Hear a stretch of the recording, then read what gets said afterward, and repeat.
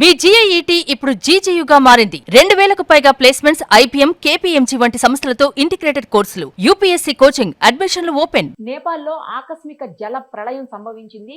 160 మంది వరకు చనిపోతే 700 నుంచి 1000 మంది వరకు గల్లంతైనటువంటి పరిస్థితి. ఇందులో చాలా మంది భారతీయులు, అలాగే చైనా వారు, ఇంకా విదేశీయులు కూడా ఉన్నారని వినిపిస్తోంది. ప్రస్తుతం అక్కడి నుంచి భీమిలి జడ్పీటీసీ వెంకటప్పడు ఫ్యామిలీతోటి కూడా చివరి నిమిషంలో తప్పించుకున్నారు ప్రమాదం నుంచి. అకస్మాత్తుగా వచ్చినటువంటి వరద నుంచి సడన్ గా తప్పించుకొని బ్రతికి బయటపడినటువంటి పరిస్థితి. ఆయన లైవ్ కాల్ అందుబాటులో ఉన్నారు. ఒక్కసారి ఆయనతో మాట్లాడదాం, అసలు ఏం జరిగిందో ఆయన మాటల్లోనే విందాం. నమస్తే అండి. నమస్తే అండి. ఎలా అండి, మీ నిజంగా అదృష్టం అని చెప్పాలి. దేవుడు మీకు చాలా మేలు చేశాడు. లక్కీలీ మీ ఫ్యామిలీ మొత్తం ఆ వరదల ప్రమాదం నుంచి తప్పించుకున్నారని వినేసరికి మాకు కూడా సంతోషంగా అనిపించింది. సేమ్ టైము కొంతమంది మన ఇండియన్స్ కూడా అక్కడ ప్రమాదం బారిన పడడం బాధగా అనిపిస్తోంది. మీరు ఎలా తప్పించుకోగలిగారు? అక్కడ వరదలు ఉన్నాయని మీకు తెలియక వెళ్ళారా? ఎప్పుడు వెళ్ళారు అసలు? మీరు మొత్తం చెప్పండి ఒకసారి. మేము ఎక్కడ 6 నెలల క్రితం ప్లాన్ చేసుకున్నామమ్మా. సైన్ ఇన్ ట్రావెల్స్ తిరుపతి వారి ద్వారా మేము రెడీ అయ్యాము. ఓహో, ట్రావెల్స్ ద్వారా వెళ్ళారా? ట్రావెల్స్ ద్వారా వచ్చామండి. మొన్న 21వ తారీఖున విశాఖపట్నం ఫ్లైట్ ఎక్కి కాట్మండు రావడం జరిగింది. ఇక్కడ మాకు చైనా వీసా రాక వెయిట్ చేసామండి 3 రోజులు. ఓహో, వెయిట్ చేస్తే మొన్న సాయంకాలం వీసా వచ్చింది. నిన్న ఉదయాన్నే 6 గంటలకు బయలుదేరామండి మేము ఇక్కడ హోటల్ నుంచి. కాట్మండు నుంచి బయలుదేరి సుమారు 3 గంటల ప్రయాణం అయ్యాము. ఒక 80 కిలోమీటర్ల దూరం వెళ్ళడం జరిగిందండి. అక్కడికి మేము ఈ హోటల్ నుంచి సుమారు ఒక్కొక్క బస్సులో 50 మంది ఉంటారు. 5 బస్సులు బయలుదేరయ్యాము. ఈ 5 బస్సుల్లో మన తెలుగువారు అందరమే ఒక బస్సులో ఉన్నాము. వెస్ట్ బెంగాల్ నుంచి ఒక తెలుగువారు ఒక 26 మంది, వెస్ట్ బెంగాల్ నుంచి 24 మొత్తం 50 మంది ఉన్నాం మేము బస్సులో. అలాగే మాకు వంట చేయడం కోసము ఒక బస్సు నుంచి రెడీ అయ్యారు. ఇంకా వేరేగా మరొక నుంచి వెస్ట్ బెంగాల్ బయలుదేరారండి. ఈ మొత్తం 5 బస్సులు వెళ్ళినప్పటికీ మాకన్నా ఒక పావు గంట ముందు బయలుదేరినటువంటి 2 బస్సులు గల్లంత అయ్యాయండి. అయ్యో బాబోయ్. అలాగే మాతో పాటు వంటకి వెళ్ళినటువంటి వాళ్ళు ఒక 5 నిమిషాల ముందెళ్ళి అక్కడ బ్రిడ్జి దాటిపోయి చిక్కు పడిపోయి ఉండిపోయారు, కానీ బ్రతికే ఉన్నారని మెసేజ్ వచ్చింది. మేము జస్ట్ ఒక 50 నుంచి 100 మీటర్ల దూరంలో ఎదర ఒక వెహికల్ వచ్చి మా డ్రైవర్ ని ఆపి వెళ్ళొద్దు, చాలా ప్రమాదంగా ఉందని చెప్తే సడన్ గా ఈయన ఆపి చేసడం జరిగింది. అంటే మేమే ఫస్ట్ ఆగాం, మా ముందు మరి వెహికల్స్ లేవండి. ఎందుకు ఇలా సడన్ గా ఫస్ట్ ఆపారు అని మేము చూసినప్పటికి మాకేం అర్థం అవ్వలేదు. వాస్తవంగా అక్కడ గ్రామంలో ఉన్నటువంటి ప్రజలకు కూడా ఏం జరుగుతుందో అప్పటికి అర్థం అవ్వలేదు. వెంటనే మా వెహికల్ ఎప్పుడైతే ఆగిందో మా వెనకాల చాలా వెహికల్స్ వచ్చి అలా ఆగుతూ ఉన్నాయి. ఈలోగా పోలీసులు కూడా అలర్ట్ చేయడం జరిగింది, అక్కడ లోకల్ పోలీసులు.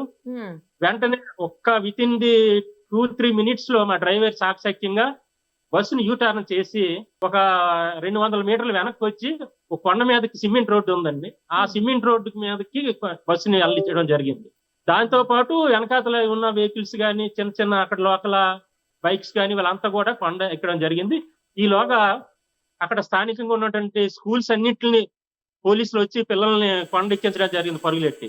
అలాగే ఆ గ్రామంలో ఉన్నటువంటి నివాసం ఉన్నటువంటి ప్రజలు కూడా పిల్లలు తీసుకొని ఏడుచుకొని కొండ ఎక్కడం జరిగింది. ఇంటికి తాళాలు వేసి నిమిషాలు ఇదంతా జరిగి మా కళ్ళ ముందు ఇవన్నీ జరిగాయండి.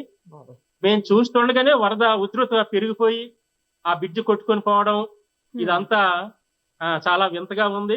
మేము అప్పటికి ఒక అరగంట ముందు ఒక దగ్గర వాష్రూమ్ కి ఆగి టీ తాగడం జరిగిందండి. టీ తాగకపోతే ఒక పావు గంటలో మేము అక్కడికి వెళ్ళిపోతాం. మేము ఈ రోజు ఇక్కడ మాట్లాడడానికి ఉండేవారం కాదేమో. ఆ శివయ్య దయ వల్ల మేము క్షేమంగా ఉండడం జరిగిందండి. అవును, మీరు అన్నది నిజమండి. కళ్ళ ముందే అంత పెద్ద ప్రమాదాన్ని చూశారు. క్షణాల్లో త్రుటిలో మీరు కూడా తప్పించుకున్నారు. నిజంగా అదృష్టం అండి. అవునండి. ఎలా వచ్చిందండి వరద? అసలు ఎటు నుంచి వచ్చింది అది సడన్ గా? వరద అంటే యాక్చువల్ ఇక్కడ వర్షం అయితే లేదండి, పూర్తిగా ఎండ ఉంది. అందువల్లనే అందరూ అలర్ట్ గా లేరు. అది డే టైం ఒకటి. ఎండ ఉండే వరద వస్తుందా? ఎండ ఉందండి పూర్తిగా. ఇక్కడ వర్షం చినుకు కూడా లేదు నిన్నైతే. ఓకే.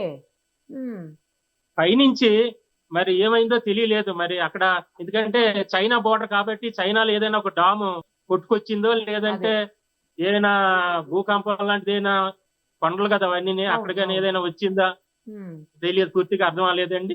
కానీ వరద అయితే వచ్చిందండి, పూర్తిగా రాళ్ళతో మట్టితో కలిపి ఫ్లో గట్టిగా రావడం జరిగిందండి.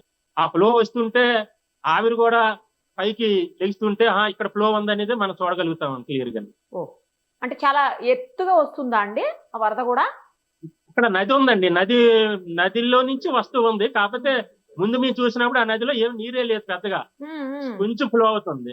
ఒకేసారి ఉతిరితో పెరిగిపోయిందండి, పైనుంచి ఒక్కసారి వచ్చింది నీరు అంతా.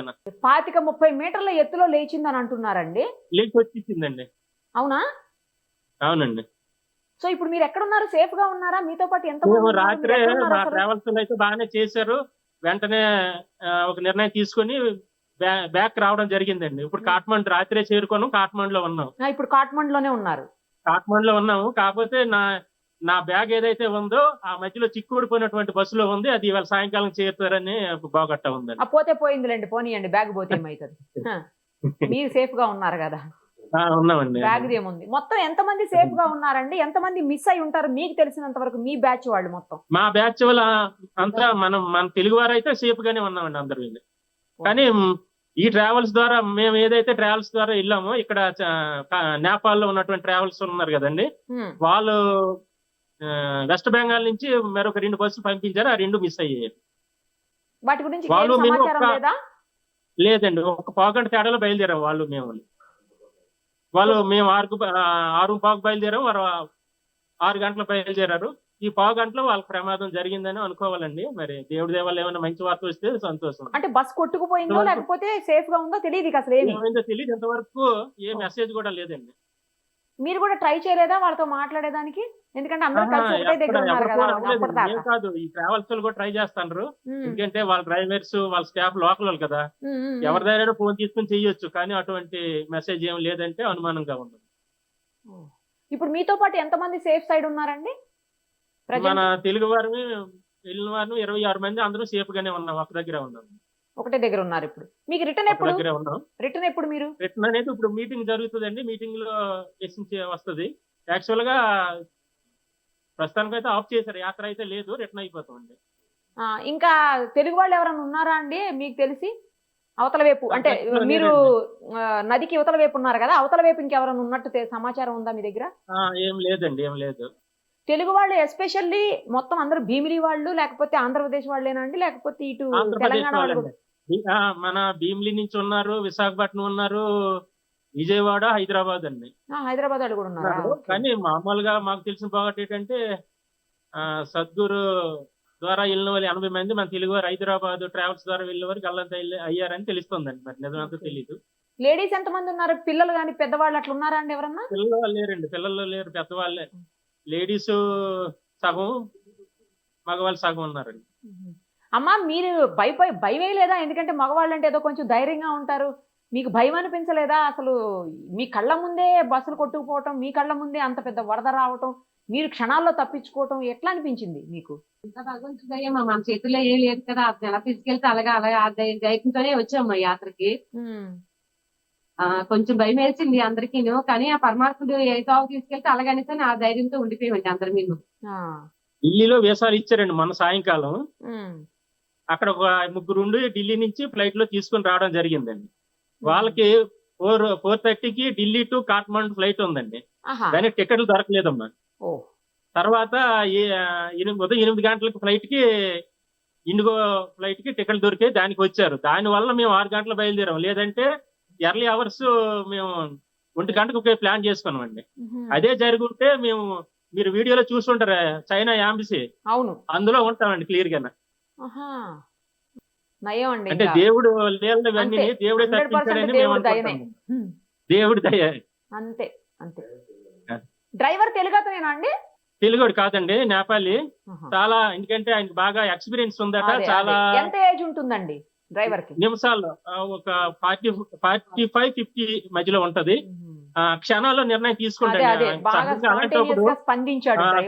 మనం ఏం చేయాలో మనకు తోచదు, వెంటనే బస్ ఆపడం, యూటర్న్ చేయడం, పైకి తీసుకెళ్ళడం అన్ని నిమిషాల్లో చేసేది. ఉన్నాడా అండి మీ దగ్గర? ఒకసారి చూడొచ్చా? దగ్గరలో లేడమ్మా. నిన్న సాయంకాలం మాత్రం మేమంతా ఆయన్ని అభినందించాము. అదే కదండి. మరి పోనీలేండి, బీ సేఫ్, జాగ్రత్తగా రండి తిరిగి.